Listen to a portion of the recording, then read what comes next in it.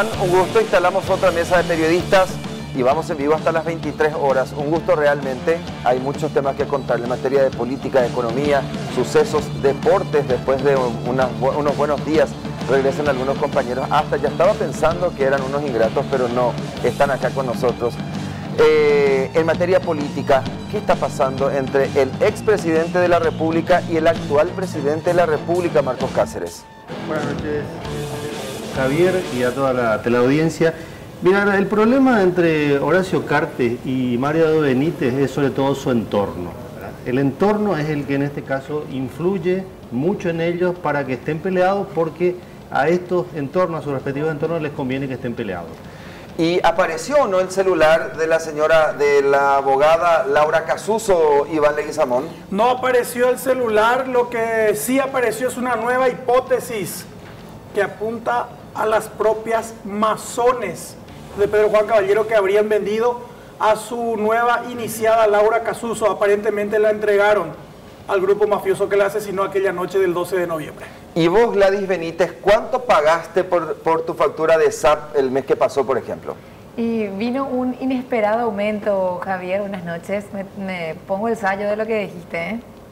Es que estuviste un poco ingrata en estos días. Pero bueno, vengo y cuento que la ESAP silenciosamente nos dio el regalito de fin de año de un incremento de tarifas tanto en el servicio de agua potable como en el servicio de alcantarillado sanitario. Regalito de fin de año. Así es.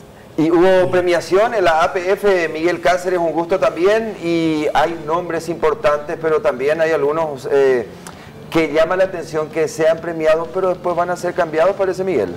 Sí, señor, ¿qué tal, Javier? Yo no soy ingrato, pero sí. La APF bajó el telón a la temporada política con la premiación de lo destacado del año, pero también ya se abre la temporada 2019 con el mercado de pases. Anthony Silva, el guante de oro del año, premiado por la APF. Sin embargo, Cerro Porteño va a contratar a otro arquero clase A, Rodrigo Muñoz, ex Libertad.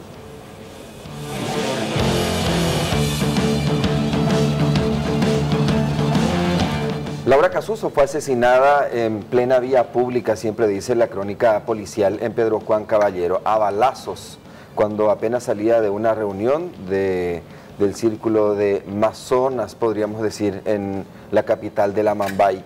Pero las cámaras de seguridad daban cuenta que algunas personas se acercaban y entre ellas alguien tomaba el celular. ¿Ya hay identificación de quién tomó el celular, Iván Leguizamón? Sí, Olga Raquel Celeste Jiménez se llama. Ella es una miembro activo de la logia simbólica de Pedro Juan Caballero.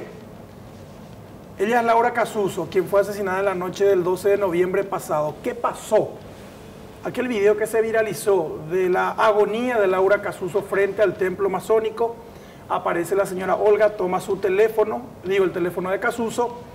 Dice ella que volvió a bajar el aparato al lado de su compañera, de su hermana, entre comillas, quien acababa de ser iniciada en la masonería. La señora Olga tenía una orden de captura y se presentó casi en secreto ayer ante el Ministerio Público, declaró y fue liberada. Ella transfiere la responsabilidad a otra integrante de esa logia masónica, quien también ya declaró en la Fiscalía y quien por su lado negó haber tomado el celular. Es decir, hay una contradicción entre ambas. ¿Qué va a hacer el Ministerio Público entonces? Probablemente va a convocar a un careo. Va a hacer un careo entre ambas para ver quién miente. La que caiga en contradicciones tendría que ser imputada. Pero ¿por qué el celular sigue siendo tan importante como seguir la otra línea de lo que eventualmente fue el móvil del asesinato de la abogada Laura Casuso? El Ministerio Público cree que podría haber elementos que conecten con el autor moral, que de hecho ya se sabe. Se trataría de Sergio de Arruda Quintiliano Neto, alias Minotauro, un brasileño que supuestamente también forma parte de la misma logia masónica, pero de la facción masculina. Es por eso que Casuso, cuando cayó acribillada, sus primeros movimientos fueron tratando de alcanzar el celular. Ella llegó a sacar el teléfono, que luego se le cayó al lado de la mano. En ese momento ya fue auxiliada por su compañera y luego en todo momento ella aparentemente reclamaba el aparato. A ver, ¿y cuál es esa hipótesis que tiene el Ministerio Público ahora? ¿Qué es lo que está investigando sobre el móvil del asesinato? Y hay dos frentes a partir de ahora. Uno, ¿quién la mandó a matar? ¿Quién fue el que autorizó? ¿Quién fue el que pagó? ¿Quién fue el que contrató a los sicarios? ¿Quién tenía interés en su muerte? Sergio Darruda Quintiliano Neto, el tal Minotauro, que es el enemigo declarado número 1 de Jarvis Jiménez Pamao y el que venía eliminando a todos los miembros del primer anillo de Jarvis. Pero si Laura Casuso era abogada, era quien litigaba simplemente, ¿por qué la matan o era algo más, Iván? Y porque aparentemente era la única que seguía moviendo los hilos. Un claro ejemplo, la estancia Cuatro Filhos de Villaú, una estancia muy querida por Jarvis Jiménez Pamao, la narcoestancia, porque ahí habían sido incautados 110 kilos de cocaína. Esa estancia, pese a que Jarvis ya cumplió condena en Paraguay y también ya está cumpliendo condena en Brasil, nunca pudo ser confiscada por el Estado porque Laura Casuso era la única que seguía litigando. ¿Pero ahora no está acaso en manos de la Fuerza de Tarea Conjunta? Oficialmente todavía no pasó a manos del Estado. El presidente de la República autorizó que la FTC ocupara la propiedad. Pero hoy me dijo Karina Gómez, la ministra de Senavico, que por Senavico no va a pasar porque eso se dispuso... Hacienda maneja ahora mismo esa estancia. La administración está a cargo de Hacienda, del Ministerio de Hacienda ahora mismo. Iván, aquella teoría de que supuestamente podría ser un miembro de las fuerzas del orden y seguridad quien asesinó por la forma, todo eso fue un cuento. Yo creo que aquello quedó muy debilitado, aquella teoría quedó muy debilitada porque después ya no se siguió el hilo. Y la conexión más sustentable era la que indicaba hacia el miembro del PCC, porque después hay que recordar que sucedió el atentado contra el sobrino de Jarvis Pamao. Y siguiendo siempre el mismo hilo conector, es decir, los familiares directos o, los miembros del primer anillo de Jarvis. Y si fuesen policías los que mandaron a hacer el atentado contra Casuso, tendrían que ser los mismos que después atacaron al sobrino de Jarvis, pero ese ataque fue mucho más poderoso. Se utilizaron fusiles de guerra, 3 vehículos de cobertura, se atacó una camioneta blindada, por ejemplo, y eso obedece más o es más típico de un grupo organizado, no tanto como el anterior ataque. Bueno, a ver, me decía que la Fiscalía está tratando de identificar quién es el que tenía interés en asesinar a Laura Casuso. Yo creo que ya tiene identificado, que es el tal Minotauro, eso por un lado. Las condiciones en que fue asesinada, ¿esa es otra de la línea de investigación? Ese es el nuevo punto de la investigación, Javier. ¿Y eso es lo más nuevo ahora. ¿Y qué existe? Te explico. Laura Casuso, esa noche del 12 de noviembre, fue bautizada como nueva integrante de la logia Osiris, se llama. Osiris es un dios egipcio de la resurrección. Osiris del Amambay, se llama. Entre Osiris, Minotauro y todas esas... Correcto. Un mundo mitológico. Y acá está el detalle. Esta es un grupo casi secreto. Ella fue propuesta para integrar a esa logia por la esposa de un conocido personaje de la frontera, que se llama Carlos Bernal. ¿Qué pasó? Este tipo de rituales de iniciación suelen ser casi secretos. Lo que pasó aparentemente es que la iniciación de Laura Casuso se produjo en la misma noche que iniciaron otras 3 mujeres, porque es una logia femenina, pero que también tiene su rama masculina. De ese ritual sabían muy pocas personas, solamente las directamente relacionadas con esa logia de la masonería. Ellos le llaman circularizar, es decir, invitar, hacer correr la invitación.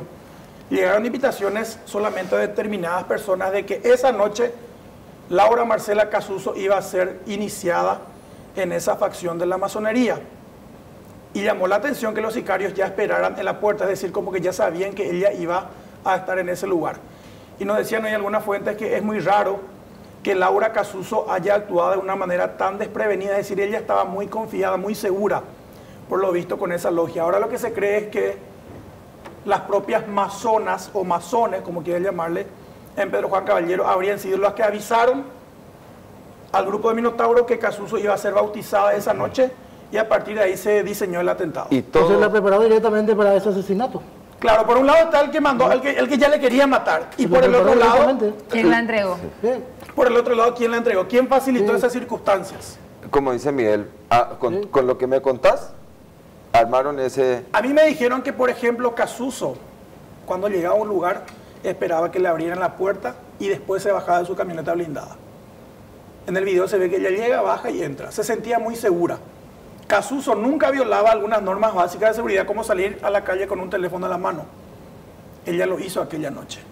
Casuso nunca viajaba sin guardaespaldas o sin protección, viajó sola desde Asunción. Casuso tenía una reunión en Pedro Juan Caballero para las 5 de la tarde, ella salía de Asunción al mediodía recién, llegaba sobre la hora, no se regalaba ni un minuto, ese día viajó 5 días antes. Vos sabés que ella se iba, por ejemplo, para entrevista a los canales y cosas así, pero llegaba sola al canal o al lugar, pero a media cuadra estaban los guardias, claro, o a una cuadra, pero nunca... Y esta vez nadie estaba con ella. Y es por eso que se sustenta la hipótesis de que a ella la entregaron, que la vendieron. Ya. Bueno, entonces, ¿cómo la Fiscalía va a hacer para identificar quién realmente se quedó con el teléfono y eventualmente qué es lo que puede hacer para determinar quién cantó que Casuso estaba ahí? Se tiene que hacer lo siguiente, un careo entre ambas mujeres, una que dice no, yo le entregué a ella, y la otra que dice no, a mí no me entregó nada. Y de acuerdo a la confrontación, seguramente el Ministerio Público va a determinar cuál de las dos miente. Esa sería imputada como mínimo por frustración de la persecución y ejecución penal, también podría ser por asociación criminal. A partir de ahí seguramente se le va a tener que presionar a esa persona para que cuente quién fue el que filtró la invitación de la iniciación masónica de Laura Casuso. Cuando regresemos te contamos los detalles de cómo está la facturación en ESAP, pero no para saber cuánto están, no tenemos datos de cuánto están recaudando. En realidad cómo vienen las facturas. Gladys Benítez, es cierto, estaba marcado 21.9% de reajuste, pero pasó algo más. Así es, de pronto descubrimos que los incrementos fueron mayores a los anunciados por la propia ARSAM.